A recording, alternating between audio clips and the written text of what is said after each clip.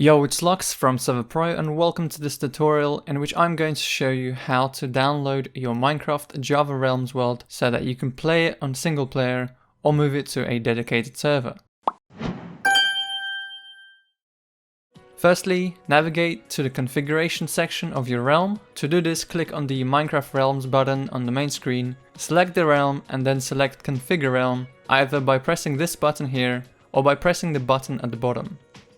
If you're not the owner of the realm, you won't be able to access the configuration section, meaning that you won't be able to download the world.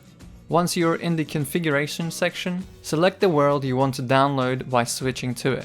I'm going to download the world, which is called World 2. Right now, World 1 is selected, so I'm just going to switch to World 2 to download it. Once you selected the world you want to download, press the World Backups button. From here, you're able to download the latest version of that world. Press Download Latest and select Yes to downloading your world and adding it to the single player section. Wait for it to download and you're done. Keep in mind that if your world is really big, it can take some time. After it's done and your world is downloaded, you have access to do anything you want with it. For example, you can use it on a dedicated server, or you can just play single player. It's really all up to you. If you'd like to download a previous version of a world, you'll need to restore it from the backup, like so.